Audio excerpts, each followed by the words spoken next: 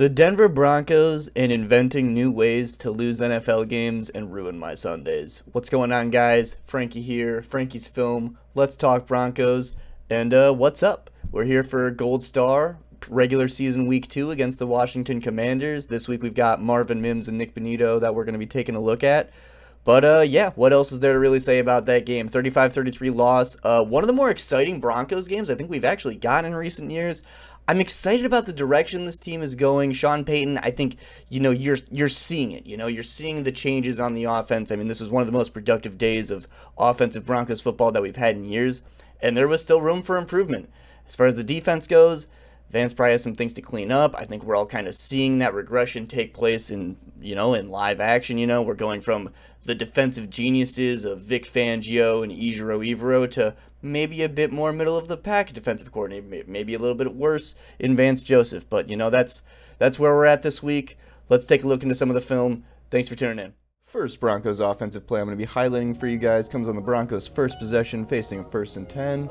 And we're just going to pay attention to this motion set up by Payton on this little toss play.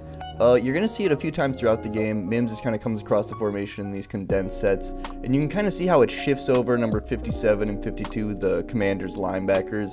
Creates a nice lane for Bulls to be able to pull around. It's almost like a little pin and pull concept with little Jordan Humphrey.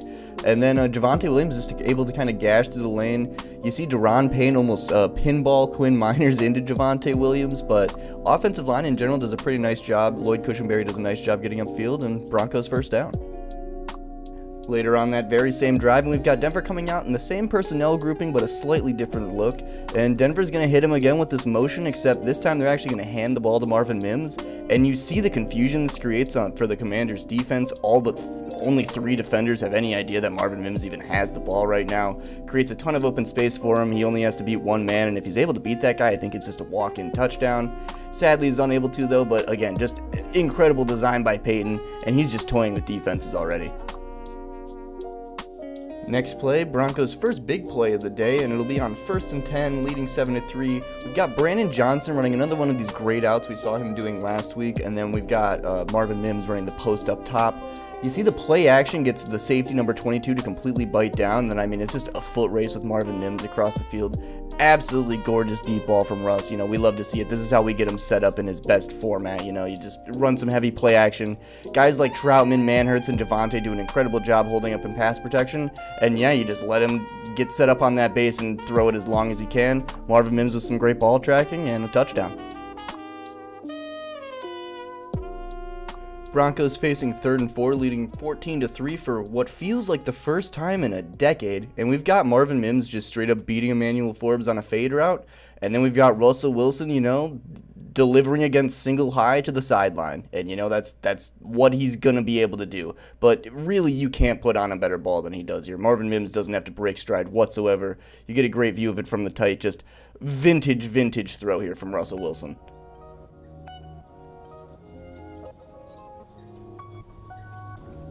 Final play I'm going to be highlighting for the offense today, facing 2nd and 4. Denver's going to be out in some 12 personnel, and we're going to see that same motion across thing again. This time they do the handoff. It doesn't get quite as big of a game, but I just really wanted to highlight how electrifying of a player Marvin Mims is in such short amounts of space. Can make a guy miss in a phone booth. Just has that short area quickness and burst that you really need in Denver, a team that's lacked in big plays so much over the past few years. Speaking of things Denver hasn't had in a long time, we've got a big positive play for the special teams unit. Marvin Mims with a really good return, but we got some also really good blocking here. Michael Burton set a really good block, Faion Hicks, Thomas Incoom, Justin Sternad. Really just a lot of good things to see out of this unit that for years has struggled so much. Finally have a guy back there that can actually make some plays happen, and like I said, we actually got some decent blocking.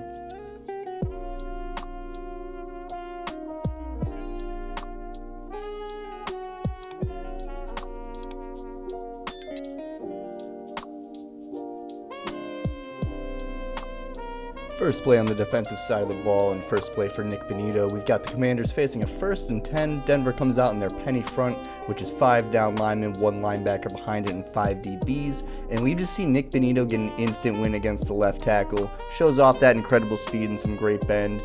Able to get the pressure on Sam Howell, push him forward into the waiting arms of Mike Purcell. Luckily for him, he is able to get the ball away, but that's still a loss of down.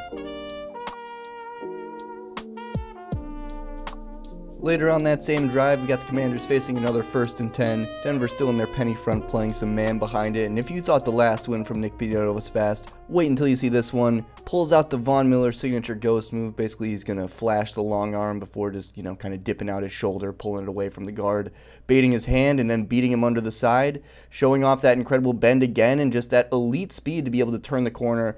Maybe a little bit of a high hit on Sam Howell, but we'll take that, and that's a sack.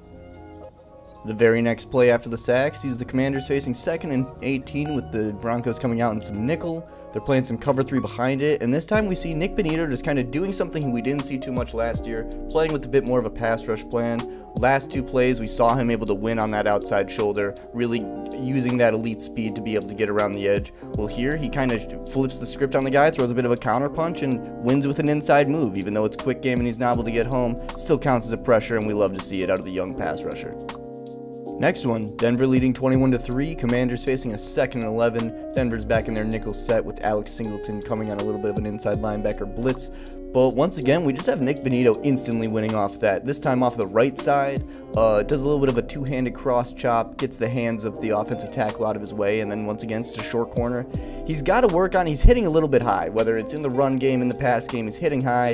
This time he actually does get the face mask, and that's a killer because it would have been a massive sack and would have probably helped Denver be able to keep the foot on the throat. Later on that same drive, Commanders facing a 2nd and 4 with Denver coming out in their base 3-4 look. And we basically got the Commanders running a mesh concept of some kind. They get a guy basically running wide open in the end zone against Denver's man coverage. Luckily for them, Nik Bonitto is able to keep his balance against the pass protecting running back, is able to get in the face of Sam Howell and force an incompletion with the pressure. Only just now seeing this, but we've actually got a Matt Henningsen deflection too, so shout out Matt Henningsen. Next one, we got the Commanders facing a 1st and 10, Denver coming back out in their penny front, and we've got some good run defense from Nik Bonitto. Not stellar, the offensive tackle isn't doing an incredible job getting him out of the way, but he stays active, he's able to disengage with the block. Once again, tackling a little bit too high, not wrapping up properly, but some encouraging signs and some things that I think can get cleaned up, but some more effort and more willingness I think than we saw last season. Final play for Nik Bonitto, and just speed kills. Commanders look to run some kind of counterplay here. 87's looking to make the pull across and be able to make contact with Nik Bonitto, but he's just simply too fast, gets too good of a jump, and there he is making a stop in the backfield.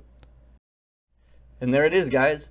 An absolutely heartbreaking, disappointing start to a season. We're 0-2, but at the same time, incredibly encouraging.